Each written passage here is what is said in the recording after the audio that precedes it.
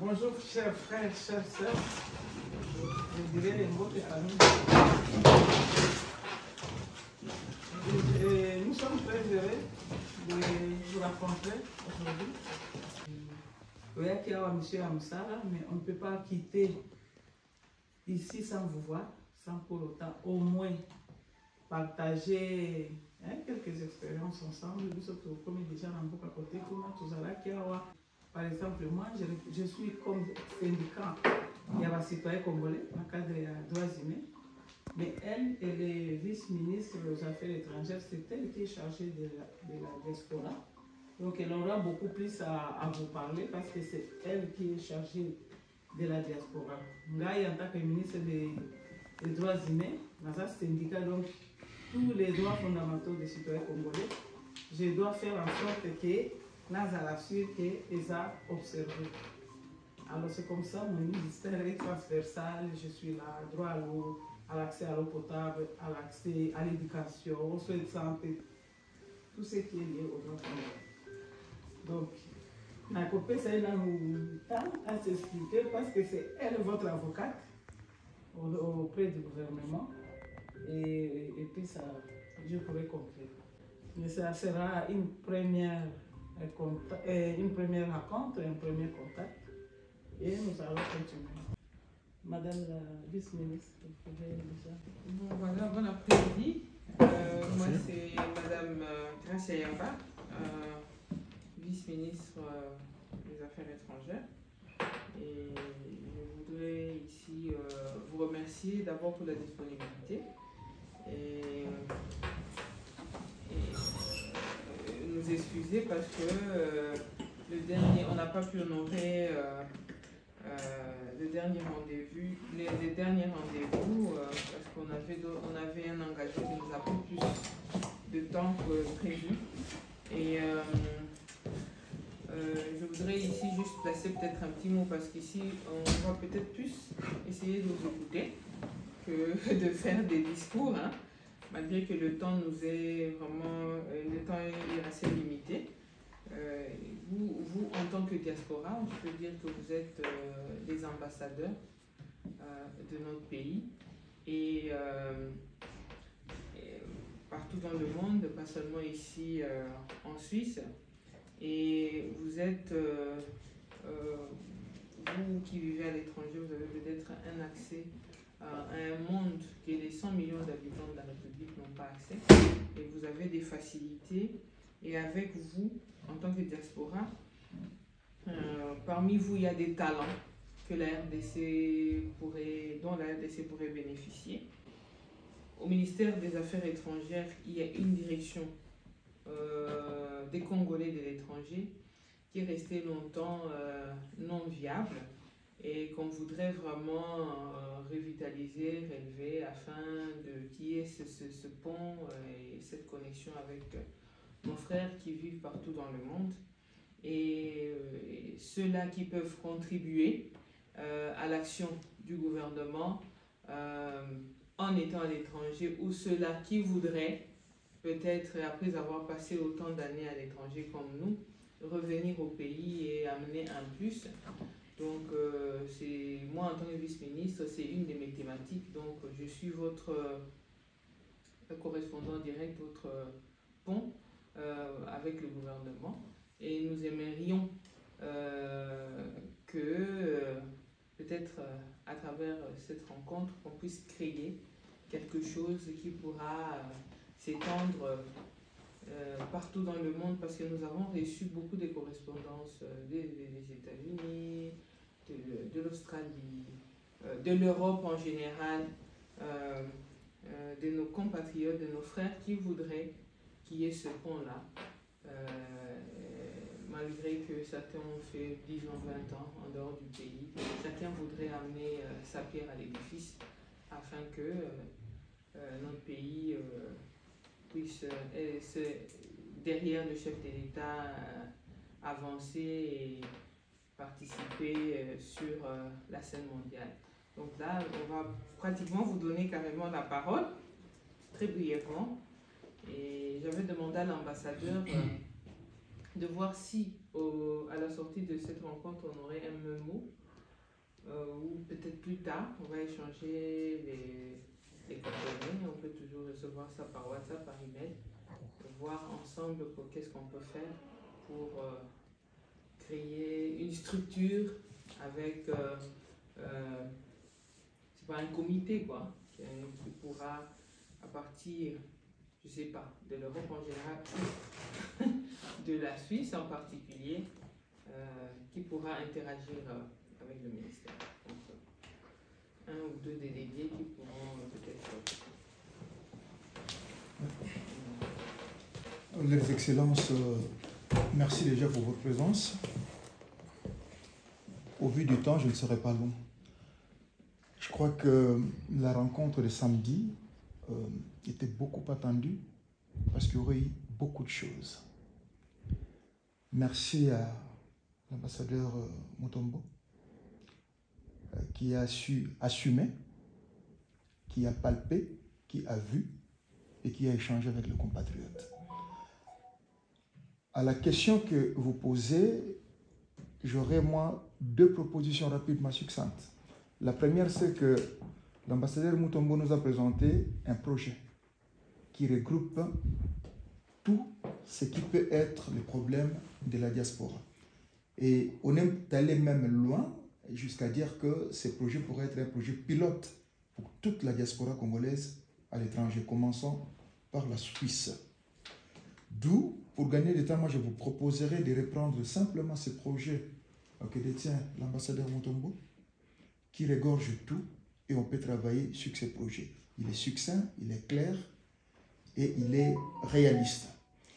Deuxièmement, à Madame la ministre des Droits humains, vous l'avez bien dit, il y a quelque chose que nous avions proposé à votre prédécesseur, le ministre Albert Pouella, quand il nous a présenté son projet de justice transitionnelle. Oui. On a parlé des mal que les autres nous ont fait, mais on n'a pas parlé des mal que subit la diaspora de l'intérieur. D'ailleurs, un des éléments de discorde entre la diaspora et la kati, likamama bele mama, mapango na biso, ba terrain na biso, modèle basé au bon de la biso. Et dans votre exemple, la Suisse, maman le vous a syndicaliste, c'est un syndicaliste na représentant de travail étranger nyonso yamboko bureau na ma syndicat là na sima totali makamba justice amboka na biso ceux qui continue la procédure judiciaire les gens qui na machine moko malelo te na mboko moto asalaka normalement azaka na 4 semaines ceux qui a commis moi mokolo 6 semaines il y a vacances na 6 semaines on a faut kabola yango na libota na famille. Peo que nous l'avons makambo ba côté na justice parce que bazwa ki au terrain mosa bilamba bazwa ki au terrain mo mapasi o mosomba utiaki mo isika bokoko ya mpaka ofandela eza kotungisa na beta 17 na yango na ministre Pouella lokolo ye na kosepela au reprendre dossier wana personnellement na Kinshasa j'ai présenté les dossiers à la présidence de la République nazwa réponse nazwa avis de réception suite ezalate la diaspora est belle, qui espoir dans le projet. Et dans les autres, nous continuons à mettre où en sommes-nous. Ceux qui ont compté les Cambouana, nous en allons mettre. Et pour la terrain, je voulais savoir ce qui est terrain, il y a diaspora ou bien la diaspora, que nous sommes on a dit ça maman. Comment on peut comprendre le moment qu'on a deux titres fonciers? Au sommet le point où bas ou balouki na ciment, on soit abîmé que ça y aille. Au Kolandela Mondenge ni batterie tout somba tout ça bilama pour ça les samboka. Tout autres mabanda pour participer à développement ya mboka. Bakozela yo bandité na ciment ba betu yo na ciment. Tout ça na montrement Kolandela monte structure les até. Yango d'une manière parallèle nous avons appuyé projet où eza l'ambassadeur Mutombo. Ce qui rapidement structure va retrouver jour pour tout côté matière. Tout est bandé parce que ma campagne sous besoin de diaspora na kanda face au gouvernement il le voit.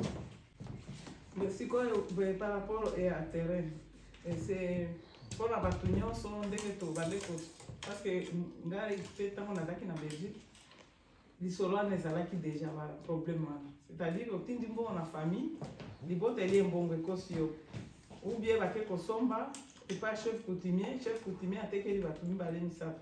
C'est ça le problème. Mais il y a aussi le problème sur le plan des droits au sombi, aux mikanda na yo, à Kamunios tout, après il va être au boto là. Ce qui est intérêt à Ndengoana, beaucoup de services va. Moi j'ai pas mal d'éléments parce que là il y a des comme ça, on a toko landela et nini à Ndengoana. Mais oh, la famille va d'amener là. Des mingi ça au boto là. Il y a d'autres va les divisions makashi. Ça la biso va film et belé.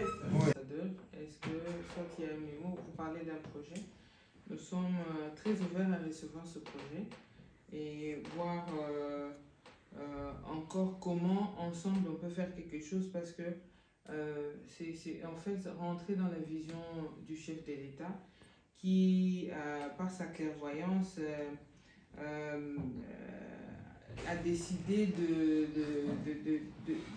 de tendre sa main en fait à la diaspora et de la faire participer au développement de notre pays. Donc son engagement pour le développement économique et social va se traduire par la mise en place d'un tel projet, comme vous l'avez évoqué ici, et avec peut-être la Suisse comme pays pilote où on peut commencer ce projet. Nous espérons qu'avant de partir, on pourra peut-être avoir accès à ce projet. Oui, mais merci, Excellence. Le projet dont on parle, vous êtes au courant de ça. Le samedi, on en a parlé à Lausanne. Il faut que ceux qui n'étaient pas à Lausanne entendent aussi. C'est ça, au fait, le travail que leurs excellences nous laissent, mon collègue et moi, pour que nous puissions continuer le travail.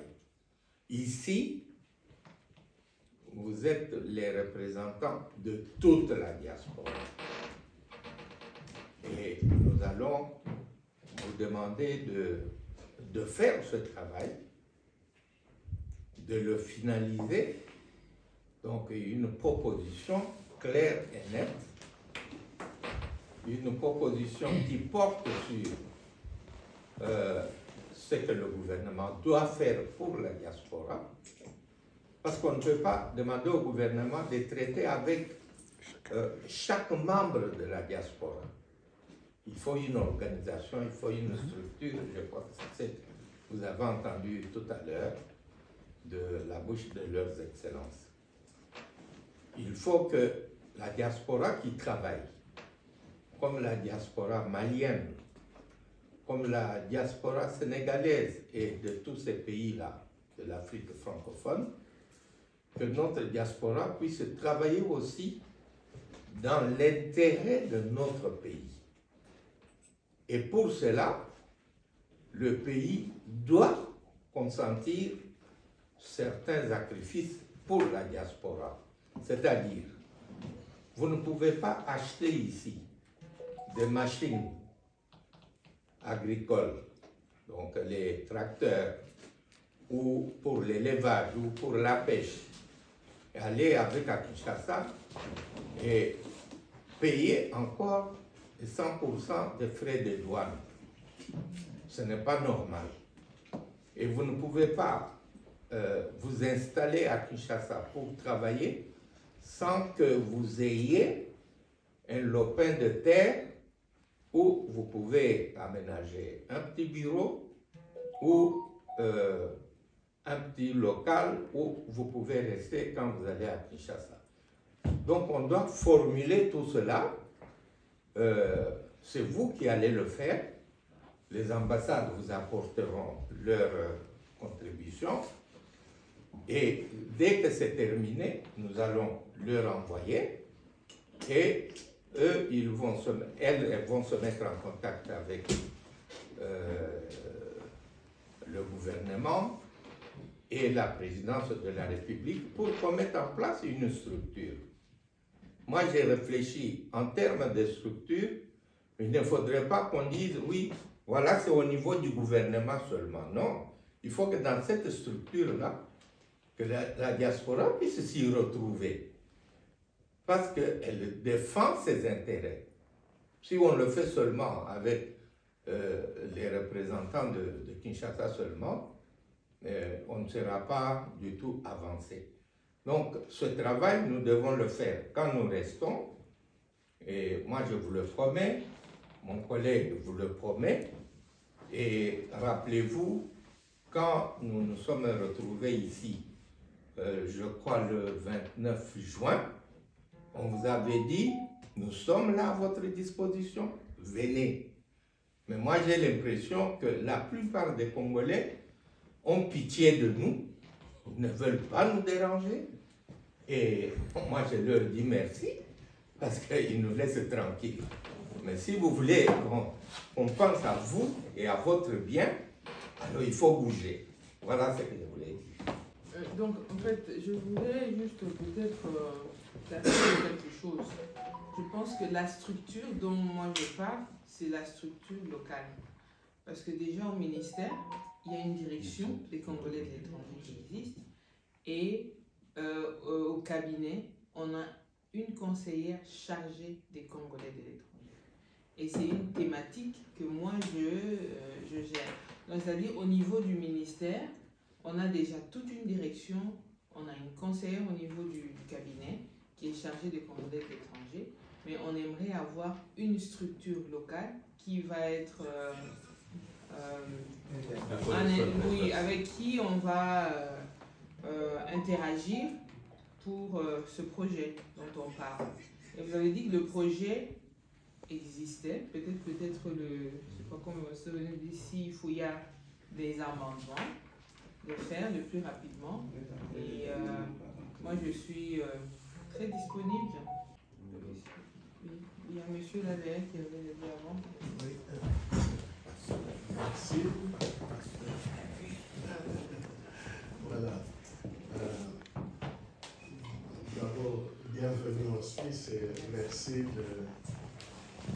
d'avoir cette sollicitude à l'égard de vos frères. Vous nous avez vraiment aidé que les structures existent. Quand nous avons besoin d'un passeport, nous n'avons pas besoin d'aller très loin. On vient à l'ambassade, on traite la question du passeport et nous sommes servis. Alors, maintenant, comme la structure existe, est-ce que, à votre niveau, il ne serait pas possible d'avoir un agent payé par l'État qui fonctionne à l'ambassade, qui traiterait des questions de commerce interne?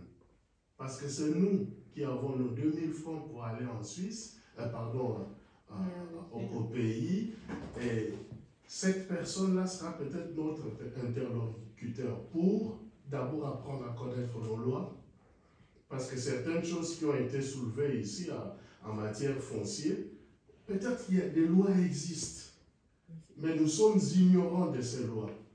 Nous ne savons même pas quand il faut acheter le terrain, quel bureau il faut contacter, la procédure pour obtenir ces lopins de terre, comment ça devrait fonctionner. Et tout ça, nous sommes, la plupart d'entre nous, ignorants. Si nous avions comme quelqu'un ici, vous avez juste au coin là, c'est là où nous cherchons nos passeports. Et si nous avons aussi, dans chaque ambassade, dans la diaspora, quelqu'un qui s'occupe de cette question de commerce. Si quelqu'un veut avoir, par exemple, un registre de commerce, il peut commencer déjà les démarches ici. L'ambassade pourrait déjà orienter, les frais seront peut-être payés déjà ici, et dès qu'on arrive, on va directement d'une administration à l'autre.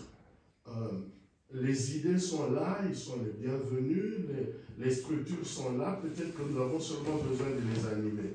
Si on a quelqu'un qui est en charge de cette question à l'ambassade, nous viendrons directement. Il y a un bureau là-bas, vous voulez une entreprise, le guichet est là-bas, vous voulez acheter un projet pour acheter quelque chose dans votre pays.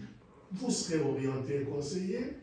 Et toutes ces petites choses gagnent du temps et nous permettent aussi à l'État de recevoir des deniers, mais aussi à nous faciliter. Si je vais à Kinshasa dans 2 mois et que l'ambassade aura réglé, donc le bureau en question aura réglé 50% de mes préoccupations. Dès que j'arrive sur place, je sais que la prochaine étape, c'est de tel bureau, à telle adresse, je devrais payer ceci, et je prendrai le ticket là-bas. Et c'est comme ça que les gens vont se retrouver facilement si, en fait, l'État organise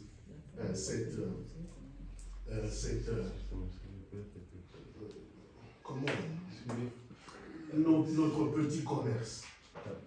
Merci beaucoup, Excellence, pour la parole. En fait, comme c'est un lieu d'échange, je suis heureux de revoir un peu des amis avec qui on devait être le samedi. Je ne reviendrai pas sur ça parce que leurs excellences ont dit ce qui s'était passé le samedi. On aurait bien voulu être là pour échanger longuement. Mais comme ils sont aujourd'hui là, c'est parce qu'on ne voulait pas partir. Ils ont souhaité quand même avoir, ne fût-ce que l'échantillon aujourd'hui, parce que ce n'était pas réussi le samedi avec leur présence aujourd'hui sur fait ça. Mais comme l'ambassadeur l'a dit aussi, ce n'est qu'un cadre pour nous organiser, pour continuer l'échange qu'on a commencé depuis le samedi passé, aujourd'hui avec la présence de leur excellence et demain avec ici et les ambassades. Mais je reviendrai un peu sur ce que notre ami aussi l'a dit. On a des structures qui existent, on a des cadres qui existent. Comment vous utilisez ce que vous avez? Parce que seul l'ambassadeur ici connaît les attributions des diplomates. Est-ce que vous avez posé ce problème à l'ambassade? Si vous n'avez pas posé ce problème à l'ambassade, comment vous devez dire qu'il n'y a pas ce service-là? Parce que s'il n'a pas la réponse sur place, il a la compétence de pouvoir entrer en contact avec la centrale pour dire voilà, nous avons telle préoccupation, prenez contact avec telle structure pour pouvoir répondre aux préoccupations des compatriotes. Mais si vous n'êtes pas venu à l'ambassade pour poser ce problème, vous voyez seulement tel que ça se fait, vous pouvez ne pas comprendre comment ça fonctionne à l'interne. Il y a, comme Excellence a dit, il y a la direction des Congolais de l'étranger. C'est une direction. Combien de gens, des compatriotes arrivent à Kinshasa et vont au ministère des Affaires étrangères pour rencontrer le directeur des Congolais de l'étranger? C'est très difficile. C'est difficile, d'abord, l'information d'abord. Beaucoup ne le savent C'est difficile pas. de le rencontrer. Donc, d'abord, les gens ne le savent pas. Non, lui c'est un directeur, il n'est pas au cabinet. Il n'est pas au cabinet. Un administratif. Il est dans l'administration. C'est ça. Donc, c'est ça que je dis que ne pas se faire soi-même l'objet de spéculation, c'est ce qu'on peut comprendre, croire. Aller et raconter, non, j'avais fait ça et j'avais rencontré la difficulté de rencontrer le directeur. Là, plusieurs personnes ne savent même pas que la structure existe. Nous devons vulgariser ce que nous avons. Nous devons collaborer, partager ces échanges. Nous avons dit ne fouillez pas les ambassades. Quand l'ambassadeur a dit tout à l'heure, vous avez pitié de lui et vous ne posez pas de problème. Non. Les ambassades sont pour vous. Il faut aller vers là, poser vos problèmes. S'il n'est pas en mesure de les résoudre, il a une hiérarchie. Il va se référer à sa hiérarchie pour dire voilà, nous devons avoir des réponses pour telle chose. Ne pensez pas que nous avons des cas de... Mais dernièrement, il y avait un problème pour le permis de conduire des gens. On a dû, au niveau du ministère, on est allé prendre contact avec le ministère du Transport pour régler les cas de ce problème, de ce compatriote qui avait des difficultés pour un problème de permis de conduire. Donc, même si on n'a pas, ce n'est pas nécessaire d'avoir un agent du ministère du Transport à la mission permanente à l'ambassade, mais avec nous, il a posé son problème, on a écrit à la centrale a pris contact avec le ministère des Transports et il a obtenu la réponse. Voilà le rôle. On ne peut pas avoir tout le monde, parce que même les églises demandent d'avoir des représentants des églises. Nous voulons les passer. Tout le monde cherche à avoir des représentants. Finalement, on doit avoir des ambassades de 100 personnes, de 200 personnes, ce qui n'est pas possible. On a un échantillon, qui est organisé à l'interne et que chaque service, s'il n'est pas fait sur place, on peut avoir la possibilité d'avoir des répondants. Approchez seulement, comme je dis, l'ambassade et posez vos problèmes. C'est que le problème de commerce, les problèmes de mobilier, les problèmes de quoi? Même les problèmes de douane, comme on a dit, vous avez les mémos, il n'a pas à garder ces mémos pour lui, il a à transmettre ces mémos à la centrale. Et la centrale, à la direction des Congolais de l'étranger, a un conseiller. Si vous n'écrivez pas, les gens de la direction des Congolais de l'étranger, ils ne font rien. Parce que vous, Congolais de l'étranger, vous ne leur donnez pas de la matière. Le conseiller du cabinet en charge des Congolais de l'étranger ne fera rien si vous ne leur donnez pas de la matière. On nous existe seulement quand il y a des décès, il y a des problèmes de faux passeports. C'est un peu lorsqu'on limite ça, alors qu'il y a beaucoup de choses. Il y a beaucoup de choses. C'est qu'on attend des Congolais, c'est-à-dire, voilà, des Congolais ou plutôt la diaspora malienne, comment s'organiser, la diaspora telle. Pourquoi ne pas faire de la diaspora congolaise de Suisse le modèle pour que les autres diasporas aussi puissent s'inspirer de cette façon-là. Lorsqu'on n'est pas très nombreux, parfois on inspire dans beaucoup de choses. C'est pas qu'on va être la perfection, mais au moins on va créer un modèle, un réseau de travail, un cadre de fonctionnement, une structure pour avoir l'interlocuteur qu'il faut ou les interlocuteurs qu'il faut par rapport à l'esprit que je reproche peut-être souvent aux Congolais, c'est l'esprit Wenge. Tout ce qui est l'esprit Wenge. Esprit, non, trop de présidents ici, président là-bas, président, non, tout le monde veut qu'on l'appelle président. Donc, c'est un peu ça qui fait que parfois on ne partage pas toujours. Non, moi j'avais commencé, alors ce n'est pas ça l'objectif. Qu'est-ce que nous voulons? Nous voulons aider. Nous sommes là pour que tu crées ma structure, mais ces structures qu'on va mettre peut-être pas seulement ici au Congo, nous voulons que nos frères, nos sœurs qui sont au Congo, se retrouver d'une façon ou d'une autre. On parle de lobby de nos voisins de l'Est. Comment ils font pour vendre leur génocide? Ce ne sont pas les membres du gouvernement qui le font. Ce sont des gens de ce pays-là qui le font, la diaspora de ce pays-là qui le font. Nous, comment on vend notre génocoste? Comment vous vous impliquez, vous, pour qu'on puisse savoir que dans notre pays, il y a un génocoste qui se fait? On fait circuler beaucoup plus, même dans nos échanges des réseaux sociaux, messages, quand il s'agit des messages qui viennent de l'autre côté de ces gens-là. Mais quand nous faisons de quelque chose de bien, on ne fait pas circuler. Même si on veut passer un message important dans notre communauté, qu'on voudrait que Batois se mobilise, on ne le fait pas. On fait plus le marketing des autres. Changeons notre mécanisme de fonctionnement, changeons les paradigmes pour que nous fonctionnons différemment et que la cause des Congolais et des Congolaises soit entendue à travers le monde. Vous avez un grand rôle à jouer pour faire entendre cette cause-là, pour aider ces populations. Vous avez eu, par bonheur, l'opportunité, la grâce de vous retrouver ici, mais n'oubliez pas que vous avez des frères et des sœurs qui vous regardent et tous les pays entiers qui vous regardent. Donc voilà un peu ce que je voulais dire pour partager un peu cet échange, comme on dit, pour ce moment. Oui, Augustin, qui me rappelle un peu la Bacoste. Merci beaucoup. J'aurais une remarque, Madame la vice-ministre, ensuite une question pour Madame la ministre. La remarque, c'est, on en avait discuté la dernière fois avec l'ambassadeur. C'est vrai qu'on parle de la diaspora par rapport aux facilités que l'on peut avoir au pays, mais il y a aussi la problématique de la diaspora qui est sur place ici, parce qu'il y a aussi des Congolais qui sont bien installés et puis qui veulent simplement peut-être être considérés en tant que Congolais. Et moi, je suis quand même obligée en tant qu'avocate de vous dire que les Congolais se sentent dénigrés, se sentent souvent insultés, ne se sentent pas pris à leur bonne valeur, notamment en Suisse, là où on se trouve. Le rapport entre la Suisse et le Congo, le rapport entre les citoyens, en tout cas les citoyens congolais et l'administration suisse, ce n'est pas un rapport, je dirais, de respect. Parce que lorsqu'on voit ce qui est demandé aux Congolais en termes de documents, en termes de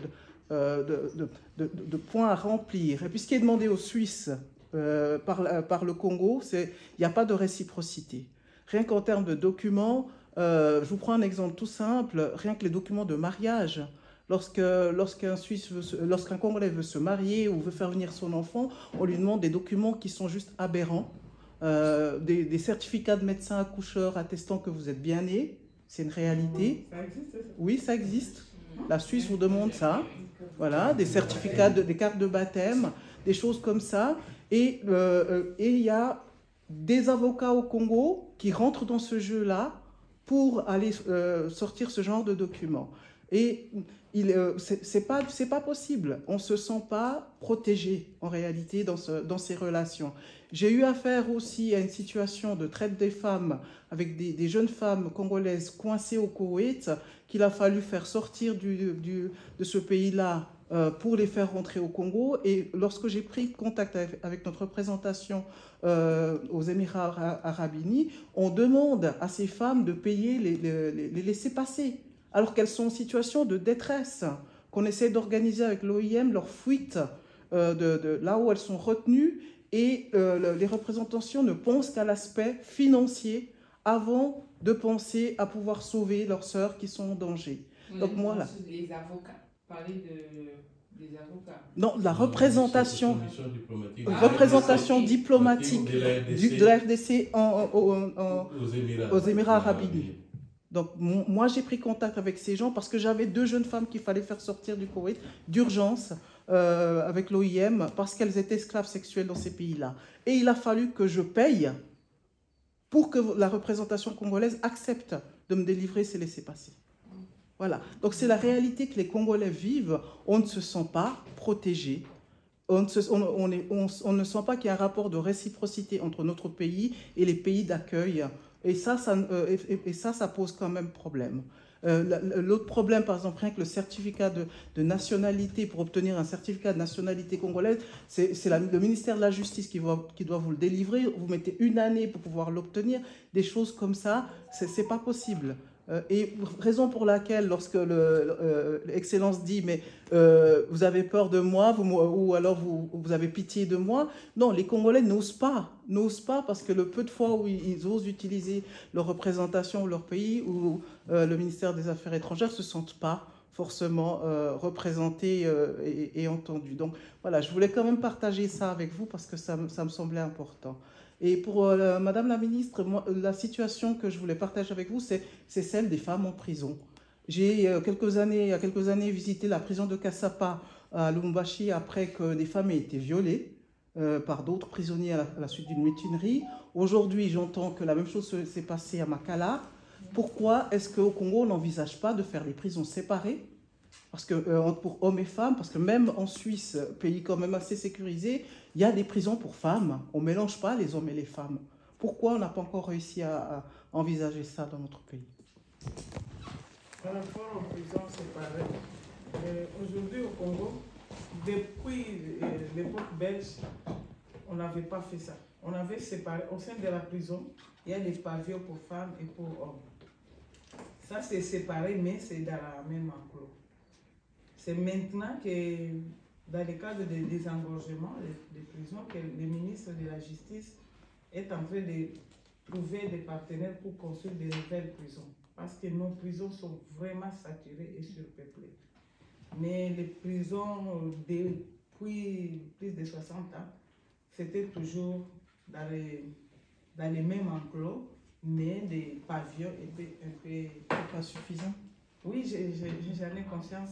Voilà pourquoi les prisons qu'on va construire dans l'avenir, on va tenir compte de ça. Moi, j'ai même demandé qu'on me donne les plans de construction pour voir comment est-ce que ça va représenter. Parce que là, en tout cas, c'est parmi les priorités la construction des prisons. C'est vraiment une bonne intervention. Les femmes sont en détresse et la solution est dans l'avenir, on est en train de travailler.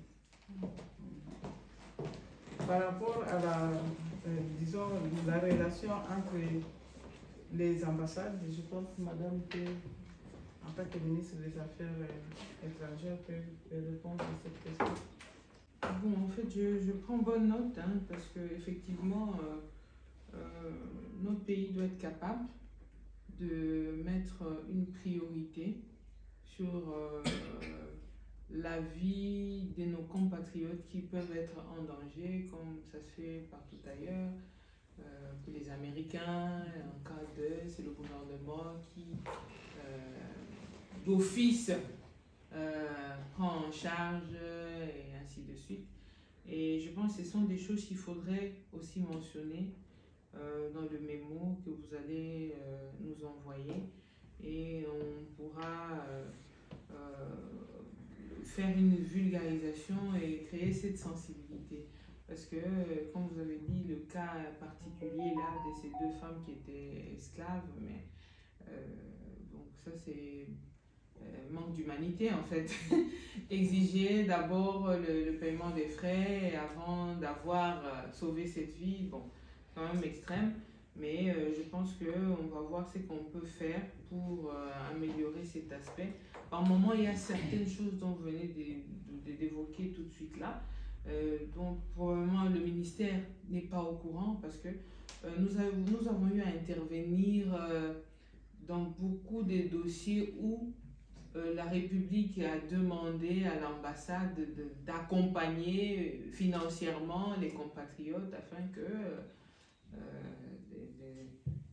qu'ils aient gain de cause dans leur démarche. Donc, quand les gens écrivent, il y a eu des cas où moi j'ai vu, on a assisté, on a écrit aux ambassades pour autoriser ça. Donc, il faudra aussi que nos frères, nos compatriotes puissent se sentir à l'aise et d'écrire en fait, d'entrer en contact avec les personnes qu'il faut afin d'entrer, de trouver en fait une solution à travers le ministère. Donc s'il y a un souci, bon, les ambassades ou les ambassadeurs ou leurs collaborateurs ne sont pas intouchables. Quand il y a un souci comme ça, il faudra toujours nous faire part, et à notre niveau, on peut aussi voir ce qu'on peut faire pour faire améliorer tout ça. Cette expérience, je voulais insister sur un point que vous avez relevé là. C'est pour les contacts, des situations comme vous avez dit sur les rapports entre le pays comme avec la Suisse. C'est quand des cas importants, et comme l'expérience a dit, c'est parfois un problème d'information. Si l'ambassade ou le ministère n'est pas informé de ces réalités-là, ils ne pourront pas agir. Parce qu'il y a quand même des rencontres qui se font entre ambassadeurs, entre ministres, entre chefs d'État. Mais s'ils ne sont pas informés, il y a cette réciprocité-là. C'est qu'on gagne de la Suisse, ils doivent aussi gagner de la RDC. Voilà. Donc. Il faut que nous sachions, parce que ça peut constituer des éléments, même lorsqu'il s'agit des commissions mixtes, lorsque ça s'organise, poser ce problème. L'ambassadeur, il n'y a pas longtemps, parle avec l'ambassadeur suisse à RDC. Lorsqu'il y a de ces cas-là, de visa, il nous refuse d'avoir dit aussi, moi aussi ici, je ne vous donne pas de visa. Mais il doit être informé de ce cas-là. Mais s'il n'est pas informé, c'est difficile de pouvoir poser le problème. Lorsqu'il y en a, comme vous êtes avocat, vous êtes plus proche de la population parce qu'ils viennent vers vous, relevez toujours ces problèmes-là, faites parvenir ça à l'ambassade, à l'ambassadeur. L'ambassadeur va relayer au ministère pour voir à quel niveau faire intervenir le problème et poser le problème pour voir dans quelle mesure on peut équilibrer les choses. Même dans l'équilibre, lorsqu'on négocie l'exemption de visa d'un pays à un autre, on regarde toujours ces aspects-là. Mais il faut que l'on soit informé pour avoir la possibilité d'argumenter. Donc si on n'est pas informé, ça va être très difficile. Donc partagez ces informations avec votre ambassadeur qui est là, et nous tous, nous pourrons toujours être dans ça. C'est vraiment très important de le faire. Et merci pour l'information. Merci beaucoup. C'est un grand plaisir et un honneur pour nous de recevoir invités. Moi, c'est Madame Bakajika, j'habite Fribourg. Je suis la présidente de l'association de Congolais pour la région de Fribourg. Ma question aussi en tant que mère et femme des diasporas. En tant que mère, nos enfants, la deuxième ou troisième génération, comme l'a dit l'avocate, ils se sentent pas considérés. Aujourd'hui, ils ont respecté leurs deux cultures, la culture du pays d'accueil et la culture du pays d'origine. Vous allez nous dire, on n'est pas venu, on les laisse notre ambassadeur tranquille. C'est pas ça. Je crois qu'on est resté longtemps sans avoir un staff, une équipe entière dans cette maison, que c'est vrai qu'on avait toujours pitié de ceux qui étaient là au four et au moulin. Donc aujourd'hui, on en a déjà parlé d'ailleurs, de pouvoir dire, on aimerait que nos enfants, vous avez parlé des talents, il y en a des talents. La deuxième, la troisième génération a envie de s'impliquer dans leur pays d'origine, mais quand ils y vont, ils sont dépouillés et ils reviennent dégoûtés, déçus. Ça, c'est nos enfants. Dans tous les domaines, on trouve nos enfants qui sont ici, qui aiment beaucoup leur pays et qui y vont. Il y a des enfants qui connaissent mieux leur pays d'origine que nous, leurs parents, qui les ont mis ici. Donc, c'est aussi un cas à pouvoir souligner. En tant que femme, on arrive... Déjà, comme Madame l'a dit, les Suisses ne nous respectent pas, ne respectent pas nos papiers scolaires, ne respectent pas. Donc, je crois que, encore une fois, je pense que l'équipe qui est là aujourd'hui, dans cette maison, on sent déjà. Donc, ils sont venus vers nous, l'équipe est venue vers nous, vers les Congolais, et les Congolais, nous venons maintenant petit à petit vers eux. Donc, c'est un travail qui va se faire gentiment et sûrement. Et nous ont mis en confiance. Ça, je le dis merci à l'ambassadeur et à son équipe.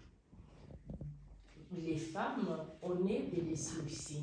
On arrive, comme Madame l'a dit, l'avocate, il y a des femmes qui arrivent, qui accouchent, et l'enfant arrive à 10, 12 ans sans avoir une identité. Parce que les papiers au pays, c'est tout un problème. Mais aujourd'hui, très bien. Ici. Oui. Mais il faut avoir les papiers à l'RDC. Exactement. L'enfant à 12 ans changerait d'identité parce qu'en ce moment-là, les parents ont pu avoir des papiers, ont pu se marier officiellement ici. Donc, pour dire, si, même on n'est pas considéré. Je pense que si on se sent bien ici, on pourra revendiquer nos droits avec ferveur. Voilà, c'est ce que je voulais dire. Sur l'acte de naissance nationalité. Oui, pendant 12 ans.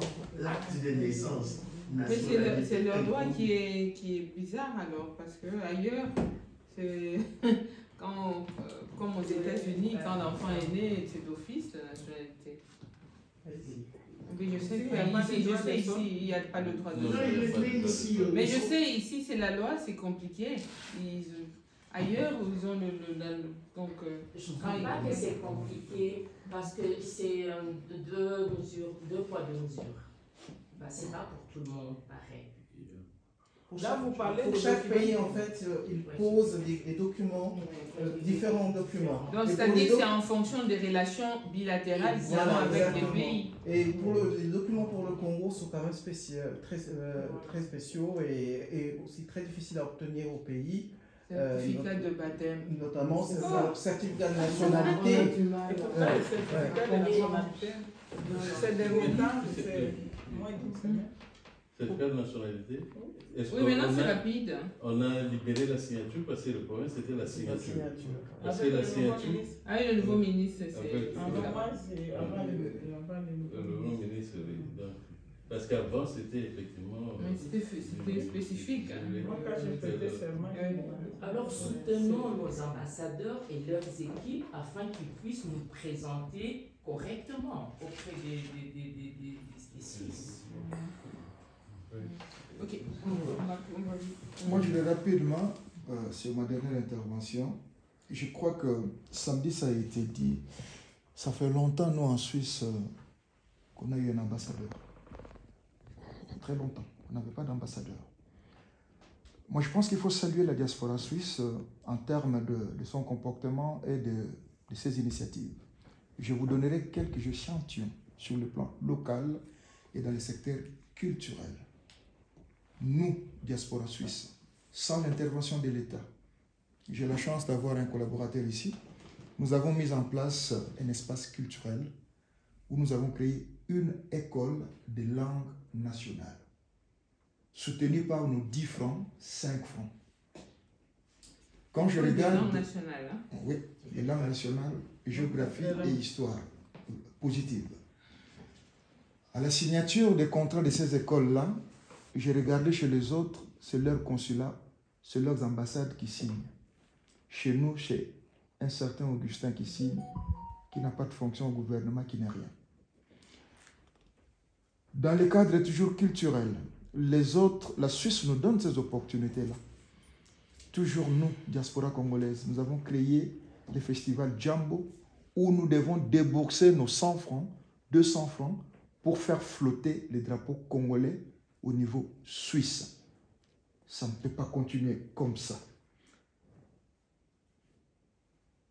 Nous avons défendu la RDC, les papiers climat, ce qui s'est passé à Davos. C'est parti d'ici, c'était à Interlaken. Les éléments sont là, où nous avons défendu la RDC, qu'on ne pourrait pas parler de la résolution des problèmes de réchauffement climatique sans intégrer la RDC et le Brésil. Le président suisse a pris le dossier et il est allé défendre ça à Davos. Vous avez vu ce qui s'est passé après. Ce que je voulais dire par là, il y a des actions qui se font. Et ce qui est positif, c'est cette initiative d'aujourd'hui, que je ne souhaiterais pas que ça puisse être repoussé à demain. Tel que vous êtes là, si nous pouvons nous donner l'accord de principe de mettre en place aujourd'hui, en votre présence, cette plateforme qui nous permettra peut-être d'approfondir et d'amender, comme je l'ai dit, les documents qui nous ont été présentés samedi, je pense que ça serait le premier pas, ça serait un modèle pour la diaspora congolaise, ce qui améliorera les relations entre la diaspora et le gouvernement, j'espère, je dis.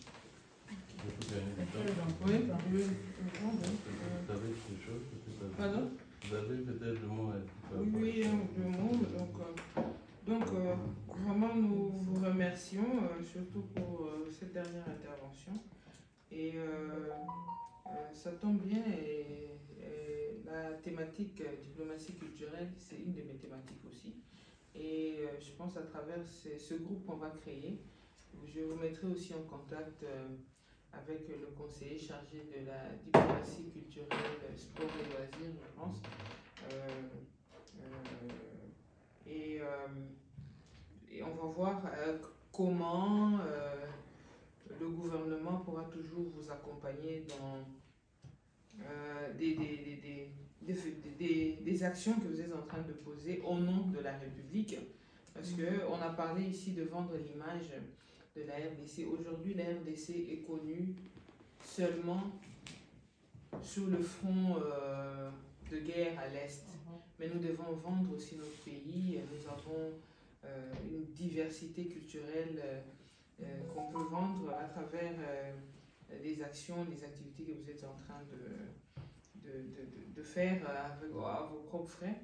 Et je pense qu'on vous mettra en contact avec le conseiller chargé de cette matière et pourquoi pas le ministère de la Culture aussi. Oui. Donc pour voir aussi comment Madame la ministre pourrait vous accompagner dans des activités comme celle-ci.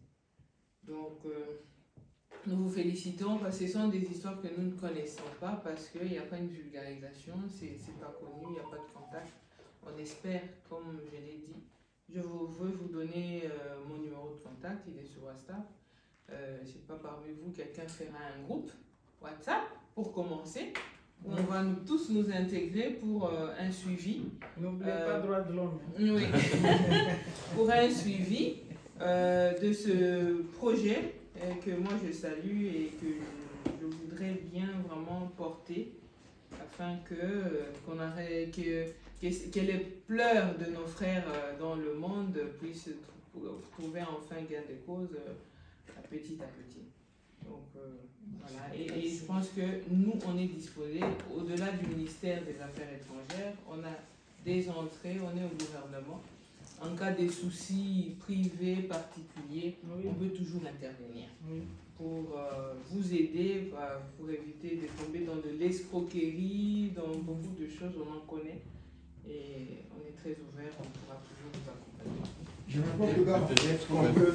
Et moi, oui, je donne les cartes. Merci beaucoup. On peut considérer que c'est... On donne à qui Je me porte garant pour le. le groupe, hein, donc vous pouvez prendre les cartes. Attendez, il y a l'ambassadeur qui... Je voulais seulement dire d'abord répéter que, je l'ai déjà dit plusieurs fois, peut-être que certains en parlent, qu'il faut savoir, nous avons 2 représentations diplomatiques ici en Suisse. Nous avons l'ambassade ici à Genève, à Berne, qui est l'ambassade auprès Il n'a de que l'État Genève dans suisse. sa bouche. Moi, justement pour dire que je n'ai que Genève. Je n'ai que Genève et je n'ai pas la Suisse. Je suis le représentant permanent auprès du Bureau des Nations Unies et des organisations internationales à Genève. Donc tout ce qui concerne la Suisse, c'est l'ambassadeur Mutombo Bakapa, c'est là que vous voyez. Voilà. Donc, même nous sommes des Congolais de la Suisse, nous nous enregistrons auprès de lui.